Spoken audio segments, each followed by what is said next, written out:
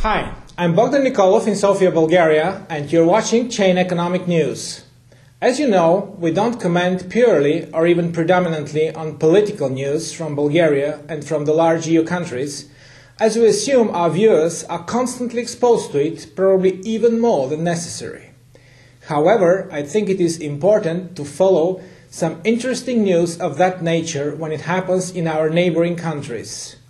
The elections in Macedonia have been quite interesting, not only because of the poll rerun in one single village, but more importantly because one of the parties declared that there will be no federalization and creating of, I open a bracket, Swiss-style, close the bracket, cantons, but confiscation of the illegally acquired property.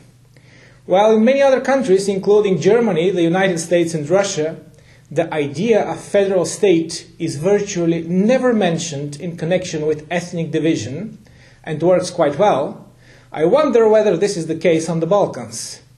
That's why I have invited today Iskra Koroveshovska, journalist at Dnevnik, the Macedonian biggest daily newspaper, to talk about this issue. Hi, Mrs. Koroveshovska. It's nice that you could join us live from Skopje, Macedonia. What is your view on the relationship between... Thank you for the very invitation. Thank you very much. You're welcome. What is your view on the relationship between a federal state and ethnic borders? Well, the comparison is very interesting, but with these examples that you've mentioned, it cannot be done in relation with the case of our country, of Macedonia. Primarily because federalism, as a concept, has emerged after 2001. Actually, after the war that ended with the signing of the Ohrid Framework Agreement. So it's not something new, it's something that has been developing for years. It imposed a state of environment of federalization that is not a normal and natural flow. Therefore, it is not a realistic concept in Macedonia. Moreover, as we saw during the election campaign we've done in the previous period, when the leader of the opposition, of the biggest opposition party, Zoran Zaev, gave this statement you quoted in the questionnables, the thesis of a federalization is imposed from the outside. It's not created inside Macedonia. So Macedonians don't want this? Yes. The aim is to destabilize our country, to destabilize Macedonia. But this scenario is impossible to realize, to be conducted painless, because we have seen that according to the election results, within the mandate to form new government is in the hands of ВМРО-ДПМНЕ, the previous governing party, that during the campaign was clearly against any concept of bilingualism or federalization. However, everything is not over yet, because ВМРО-ДПМНЕ will not be able to form the government if his previous governing partner, Albanian party, Democratic Union of Integration, which is led by Ali Ahmeti, does not accept this partnership. So Ahmeti, from another hand, is aware of its important position in this case and uses the situation to set its conditions, including those which are mentioned through the federal concept. So if ВМРО-ДПМНЕ and we don't agree, because DUI categorically noted that a coalition with SDSM is not impossible, and on the other hand, ВМРО-ДПМНЕ, such a structure would not allow to happen naturally, then the people will come out on the streets, saying shortly, in other words, federalism is mission impossible at this moment without shedding blood and changing the Macedonian constitution. So basically you're saying that the moment the idea of federalization becomes a tiny little bit more real, people will immediately go to the streets and it will never happen. Yes, it will. It's only a concept that is put in the political scene right now at the moment in the pre-election campaign from outside, from bigger powers that are globally controlling even the Balkans, even they are the periphery of the Europe. Never mind.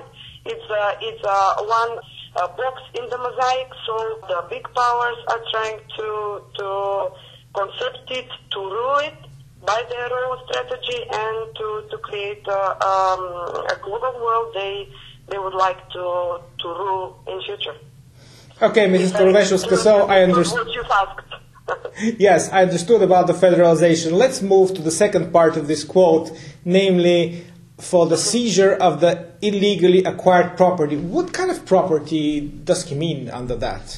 You think about the conviction of the statement, the part of the statement from your question above? Yes, yes. I mean, until now we discussed the first part about the federalization. Now I suggest we move to the second part about the seizure of the illegally acquired property. What does he mean? The concept of the taking of the politicians, their property which is not illegally owned. It's something that follows Macedonian history and political scene from the independence day, from the 1991 actually. So the privatization and the transition period put the power in and the property of some industrial capacities from private estates in the hands of a few oligarchs actually, which is I'm sure the case also in Bulgaria.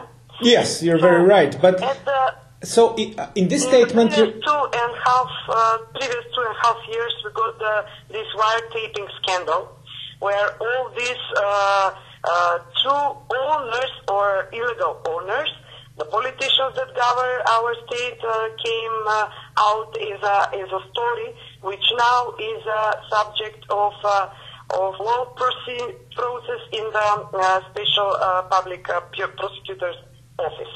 So probably if all these wiretapping scandals and cases that came out of them actually get to the final core, then probably the taking of the property, illegal owning property, will be a consequence of that. I'm sure, I want to believe actually that this is going to be the case in Macedonia, because it's time to show that the law rules in our country. It's time for those who are illegally governing. I'm not saying that ВМРО-ДПМНЕ is doing it. I'm just saying it that never mind, or so the summer. I'm just saying that a couple of oligarchs or people that have got illegally owned properties should be punished, and those properties should be taken out of their hands. So this is clear. Basically, he meant in the statement not a specific piece of property, but all the property that has been illegally acquired from 1991 to present date 2016, right? Yes, actually that's the truth. Is there anything you would like to mention from Macedonia, any other important news, especially economic news? How is the economy of the country developing generally? In general, the economic development at the moment or during this period of the crisis? Well, in general, in 2016, and what are the prospects for 2017? Well, unfortunately, Macedonia was facing this political crisis for too long, for a very long period actually, and every human being, every citizen in Macedonia is feeling it on its skin. Small business companies are feeling it the most. So we cannot say that the economy is growing during this period. Maybe in the start of this crisis, 2014, we had hope that this will end very soon, and that it will not leave any consequences to the everyday living.